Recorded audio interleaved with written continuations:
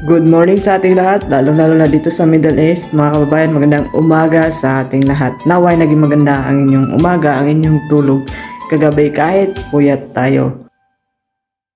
After nga doon sa Pinoy nga na binitay dito sa Riyadh, Saudi Arabia, ay may siyang nakahilera sa death sentence o sa parusang kamatayan. Ang mga Pinoy na to ay ayon sa mga balibalita ay wala man lang ginawang hakbang ang ating gobyerno ng Pilipinas. Katulad ng Pinoy na nahatulan ng bitay noong October 5. So, ngayon mga kababayan, ulitin ko na naman is lagi tayong mag-iingat at huwag nating iralin ang init ng ulo natin para hindi tayo mahantong sa ganito.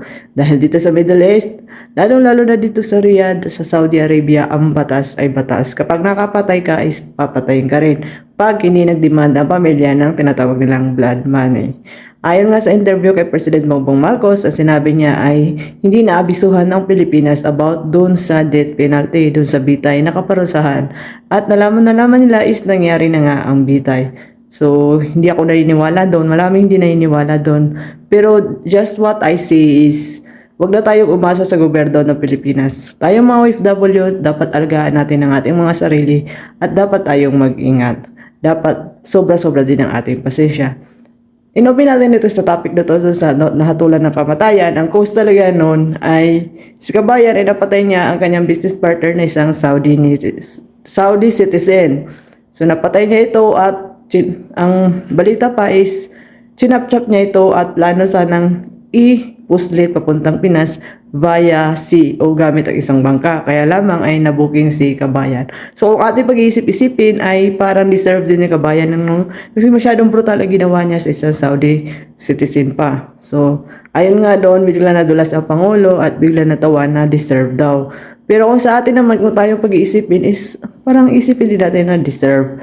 Kasi may mga kabayan natin na nahatulan ng bitay, ang sa kanila lamang ay totoong self-defense o yung self-defense o yung pinoprotektahan lang sa sarili nila. Anong nangyari, nakapatay sila. Pero yung kaso kasi ni Kabayan is masyado yung brutal. So masasabi din natin na dapat lang na makuha ng isang Saudi citizen na yun na biktima ng pamilya niya ang justice.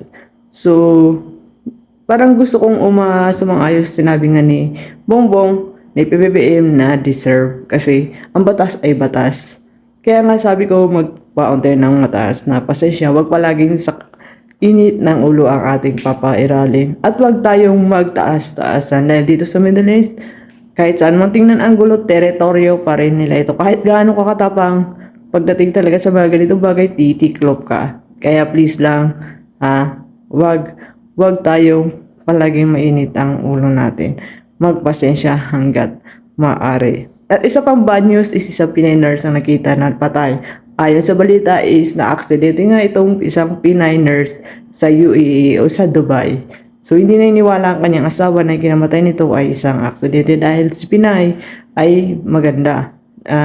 Alam mo naman basta mga Pinay is maganda talaga, angat. So under ongoing pa ang investigation. So sa lahat ng mga kababayan ko dito na nandito sa Middle East, nagtatrabaho man sa bahay o sa labas, mag-iingat po tayong lahat. Yun lang, sayonara.